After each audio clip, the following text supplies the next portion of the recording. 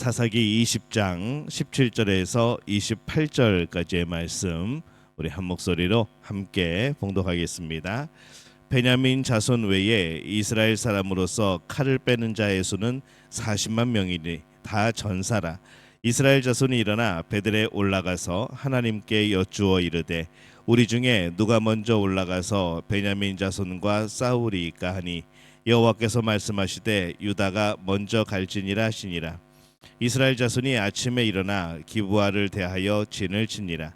이스라엘 사람이 나가 베냐민과 싸우려고 전열을 갖추고 기브아에서 그들과 싸우고자 하매 베냐민 자손이 기브아에서 나와서 당일에 이스라엘 사람 2만 2천 명을 땅에 엎드려뜨렸으나 이스라엘 사람들이 스스로 용기를 내어 첫날 전열을 갖추었던 곳에서 다시 전열을 갖추니라. 이스라엘 자손이 올라가 여호와 앞에서 저물도록 울며 여호와께 여쭈어 이르되 내가 다시 나아가서 내 형제 베냐민 자손과 싸우리이까 하니 여호와께서 말씀하시되 올라가서 치라 하시니라. 그 이튿날에 이스라엘 자손이 베냐민 자손을 치러 나아가매 베냐민도 그 이튿날에 기브아에서 그들을 치러 나와서 다시 이스라엘 자손 18,000명을 땅에 엎드려뜨렸으니 다 칼을 빼는 자였더라. 이에 온 이스라엘 자손 모든 백성이 올라가 베델에 이르러 울며 거기서 여호와 앞에 앉아서 그날이 저물도록 금식하고 번제와 화목제를 여호와 앞에 드리고 이스라엘 자손이 여호와께 물으니라. 그때에는 하나님의 언약궤가 거기 있고 아론의 손자인 엘라살의 아들 비느하스가 그 앞에 모시고 섰더라. 이스라엘 자손들이 여쭈기를 우리가 다시 나아가 내 형제 베냐민 자손과 싸우리이까 말리이까 하니 여호와께서 이르시되 올라가라. 내일은 내가 그를 내 손에 넘겨주리라 하시는지라. 아멘. 할렐루야. 하나님의 은혜가 오늘 새벽에 하루의 첫 시간을 주 앞에 드리는 우리 믿음의 가족들에게 함께 하시기를 예수님의 이름으로 축원합니다. 오늘 말씀은 이스라엘과 베냐민 지파가 이제 전쟁을 하는 그런 내용을 담고 있습니다. 이스라엘 지파는 베냐민 지파를 이제 응징하려고 합니다. 이스라엘은 40만의 군대였고 그들은 굉장히 사기가 올라와 있습니다. 그들은 베들에 가서 하나님께 묻습니다. 우리 중에 누가 먼저 올라가서 베냐민 자손과 싸우리이까라고 질문을 합니다. 근데 가만히 생각해 보면 이 질문 자체가 굉장히 좀 약간 교만한 질문이죠. 싸우는 것을 전제로 한 이제 그런 질문입니다. 그들의 질문은 가나안 정복과 같이 이미 정해진 싸움에서 질문을 하는 것이죠. 질문이 중요한데 이 질문이 참 어리석은 질문입니다.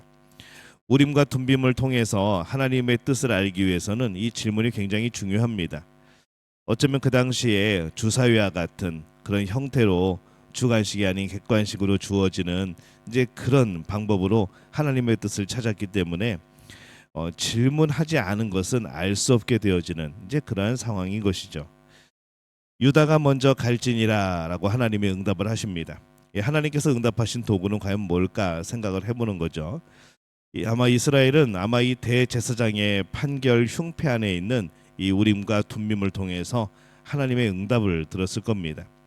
우림과 둠밈이 구체적으로 어떻게 생긴 것인지 그것을 통해 어떻게 질문을 하였는지 이것에 대해서는 뭐 자세히 알려진 것이 없습니다. 여기서는 이제 유다가 결정이 됩니다. 그렇다면 유다가 먼저 가는 것이 하나님의 뜻이라고 판단할 수 있는 거죠. 그런데 이 하나님의 뜻은 그의 질문에 응답하여 유다가 먼저 가라는 것이지 그러면 승리한다고 하는 그런 약속은 없는 것을 우리가 봅니다. 이스라엘은 첫 번째 전투에서 집니다. 21절에 보면은 베냐민 자손이 기브아에서 나와서 당일에 이스라엘 사람 2만 2천 명을 땅에 엎드려뜨렸으나 이렇게 말씀을 합니다. 그들이 많은 군사를 가지고 교만하게 전쟁을 하였죠. 그들의 전쟁은 뭐 일사각오의 정신도 아니었을 겁니다. 군중 심리에 의한 그런 전쟁이었을 겁니다. 반면에 기브아 사람들은 어땠는가 하면은 위치가 높은 언덕에 있었기 때문에 굉장히 전술적으로 유리했고 그들은 그것이 생사가 걸린 목숨을 건 문제이기 때문에 훈련된 군사들이 있어서 이 전쟁을 승리할 수 있었던 것으로 보입니다. 이 전쟁에서 패한 이스라엘은 다시 하나님 앞에 나아가 묻습니다. 말씀에 보면 저물도록 울며 여호와께 여쭈어 이르되 내가 다시 나아가서 내 형제 베냐민 자손과 싸우리까라고 묻습니다. 이번에는 조금 정신을 차린 질문이죠. 울면서 기도합니다. 전쟁에 대해서 조금 더 근본적인 질문을 합니다. 내 형제 베냐민 자손과 싸우리까 이렇게 물어봅니다. 근데 아직도 그들의 교만이 다 꺾인 것은 아니죠. 사람들은 울면 교만이 꺾인 것으로 생각을 합니다. 그러나 그들의 교만이 다 꺾이기에는 아직 부족합니다. 우리 안의 교만은 생각보다 강한 것이죠. 회개하는 것 같은데 뭔가 겸손해진 것 같은데 겸손하지 않은 겁니다. 이 참 쉽지 않은 것이죠. 이 두 번째 전투에서도 패한 이스라엘은 이제 좀 다급해집니다. 26절에 보면은 이에 온 이스라엘 자손 모든 백성이 올라가 베델에 이르러 울며 거기서 여호와 앞에 앉아서 그날이 저물도록 금식하고 번제와 화목제를 여호와 앞에 드리고 울며 거기서 여호와 앞에서 금식하고 번제와 화목제를 드리고 그들이 하나님 앞에서 하는 일들이 좀 많아졌죠. 하나님을 왕으로 조금 더 인식하고 있는 모습을 봅니다. 제사를 드리면서 오직 하나님의 인도하심을 구하는 것. 이제야 그들의 전쟁이 조금 더 제자리를 찾습니다. 이 전쟁에서 승리할 그런 조건들을 갖춰가는 것이죠. 27절에서 28절에 보면은 이스라엘 자손이 여호와께 물으니라. 그때에는 하나님의 언약궤가 거기 있고 아론의 손자인 엘라살의 아들 비느하스가 그 앞에 모시고 섰더라. 이스라엘 자손들이 여쭈기를 우리가 다시 나아가 내 형제 베냐민 자손과 싸우리까 말리까 하니 여호와께서 이르시되 올라가라. 내일은 내가 그를 내 손에 넘겨주리라 하시는지라. 이렇게 말씀을 합니다. 이 두 번째 전투까지는 많은 숫자의 군대와 또 언약궤가 있었기 때문에 그들은 승리할 거라 생각을 했습니다. 오늘날 많은 신앙인들의 생각과 닮아 있죠. 이 사람들은 힘이 있으면 복이라고 생각을 합니다. 그러면 승리할 거라고 생각을 하는 것이죠. 언약궤를 가지고 나간 것처럼 그들이 믿음이라고 여기는 어떤 부적 같은 이런 것을 가지고 있으면 승리한다라고 생각을 하는 겁니다. 기도를 많이 하면 승리한다거나 믿음의 고백을 많이 하면 승리한다고 생각하는 거죠. 할 수 있다 생각하면 승리한다고 생각하기도 합니다. 근데 아닙니다. 이 언약궤에서 말씀하는 것처럼 하나님의 약속 안에서만 복이 되어지는 것이고 승리하는 것이죠. 세상의 승리는 교만에서 나오는 경우가 많습니다. 그러나 하나님의 승리는 우리의 자신감이나 우리의 그런 것과는 전혀 상관이 없습니다. 하나님의 언약 안에서 승리하는 것이죠. 이 세 번째 전투를 앞두고 나서야 이스라엘은 겸손한 전쟁을 준비를 합니다. 우리가 다시 나아가 내 형제 베냐민 자손과 싸우리까 말리까 라고 물어보는 거죠. 싸워야 하는 당위성만 아니라 싸우지 말아야 할지도 모른다는 생각을 갖게 됩니다. 그들은 이제 조금 더 겸손해집니다. 질문이 더 겸손해졌죠. 이 하나님의 답도 더 구체적이 되어집니다. 내일은 내가 그를 내 손에 넘겨주리라 라고 약속을 하십니다. 이 신앙인의 싸움은 겸손해야 됩니다.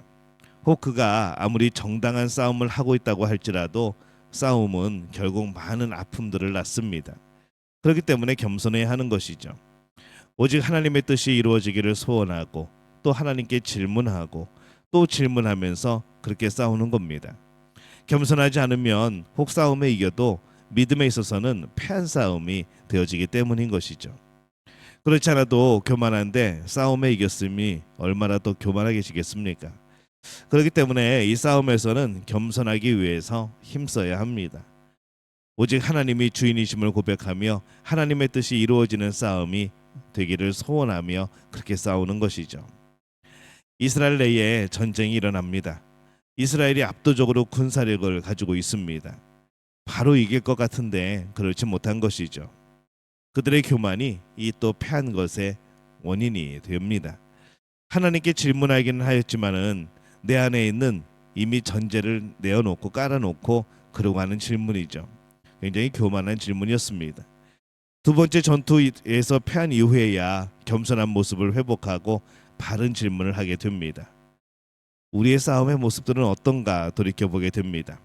하나님 앞에 엎드리고 또 엎드리고 우리의 뜻이 이루어지는 싸움이 아니라 하나님의 뜻이 이루어지는 그런 싸움, 우리가 그런 싸움을 해야 하는 겁니다. 뭔가 싸움에서 이겨서 자랑스러운 그런 것이 아니라 싸움에서 이김이 하나님께 영광이 되어지고 또 하나님의 기쁨이 되어지고 하나님의 왕으로 고백되어지는 그런 겸손의 싸움이 되어야 하는 것이죠. 오늘 우리의 삶이 하나님께 끝없는 질문과 또 수많은 겸손의 모습들과 또 하나님의 뜻이 이루어지기를 바라는 그런 소망 가운데 이루어지는 그런 삶이기를 바랍니다. 그런 가운데 하나님이 주시는 진정한 승리, 놀라운 복의 역사를 경험하게 될 줄로 믿습니다. 이 복을 누리는 우리 믿음의 가족들이 되어지시기를 예수님의 이름으로 축원합니다.